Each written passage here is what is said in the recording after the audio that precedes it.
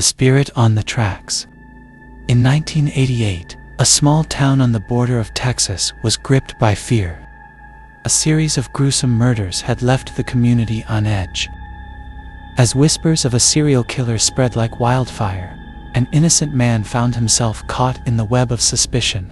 Miguel, a Mexican immigrant seeking a better life, crossed the border under the cover of darkness. His journey led him to walk the lonely railroad tracks, where he hoped to find work in the nearby town. But as fate would have it, he arrived just as the killings began. The townsfolk, desperate for a scapegoat, fixated on Miguel. With his dark skin and foreign accent, he became the embodiment of their fears. Rumors swirled, fueled by prejudice and paranoia.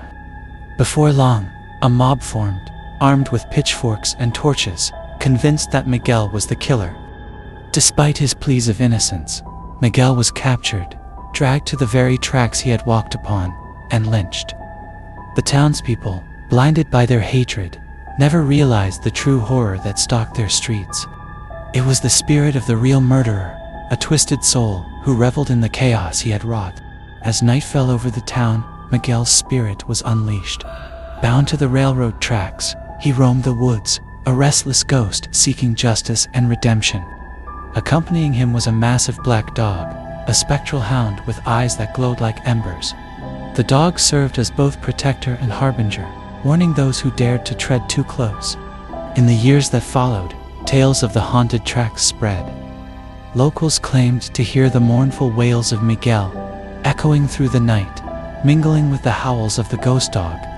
Those who ventured near reported strange occurrences, shadowy figures flitting between the trees, an overwhelming sense of dread, and the feeling of being watched.